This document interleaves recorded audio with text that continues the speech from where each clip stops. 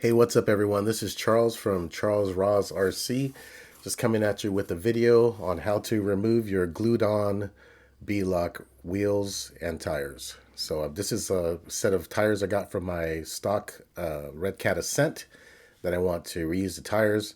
And so we're going to basically go through and cut the wheels with the razor blade. I'm using X-Acto knife blades. But what I'm doing in this part of the video is I am softening the glue or trying to break away some of the glue that's stuck to the tire and rim gently. And like I said, I'm using X-Acto knives. These are two of the X-Acto knives that I typically use. In this situation, I'm using a hook style blade. I just got these from Walmart, and I've wrapped the blade in tape, electrical tape in this case, just so it's easier to handle. And I find that using the smaller, the blade itself without the handle gives me more control, and using the hook style blade gives me more control of the line that I'm cutting on these rims. So we don't want to cut too much of the actual rubber from the tire, causing a bunch of gouging and that type of thing. So what I'm doing here is I'm just bending back the tire, folding it back and cutting along the line of the top of the rim. And as I start to do that, you'll see it start to separate, the tires start to separate from the rim, because what you're doing is you're basically cutting the thin layer of glue that's binding the adhering to the rim and the tire, just a thin layer. And so that's what's going to give us kind of the most least damage on your tire and most tire available for your next set of beadlocks that you apply them to. So I'm just going to keep adjusting my grip and keep slicing away at just slightly again. Take your time on this one here. Just cut layer at a time. You'll see it start to pull away from the rim, as you can see in this right here. And eventually what you're going to see is the edge of the rim where the beadlock normally goes. You'll start to see that. And in that case, when that starts to show through, then you can start cutting downward into the rim along the beadlock. As you can see right there, you can see part white. So you're going to see it come up right here. And once you do that, then you can start cutting from the inside, like I said, and then the tire will start to dismount from the actual rim. So I'm going to continue working my way around.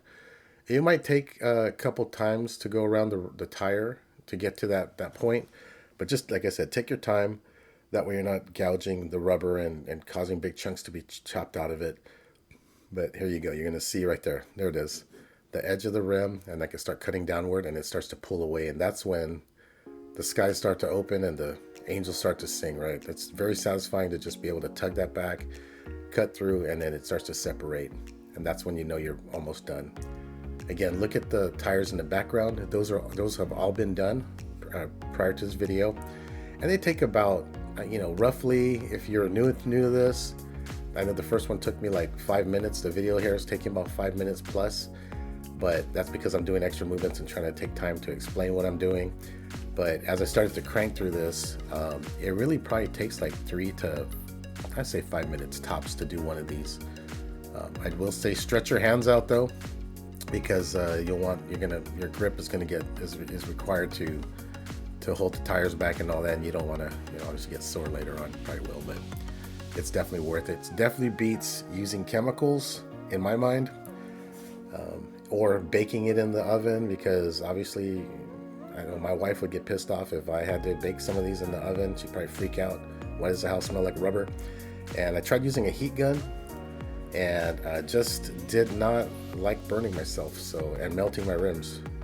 Not that I was going to use those rims, but something about melting plastic and burning rubber that really does not appeal to me. So I tried looking around to see if there's any other method. Didn't find anything that was available without chemicals or heat, and so I decided to try and figure this out, which I did.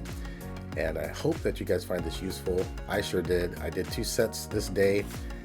Was so satisfied with the way it looks. I posted some photos on Instagram at CRRC360671 of the rims and tires that I mounted, my original Canyons that I came with my TRX4 Range Rover, and so Land Rover, and so I was able to put that on there and stretch them out to a 2.2 rim. These are 1.9s. They look really nice 2.2s.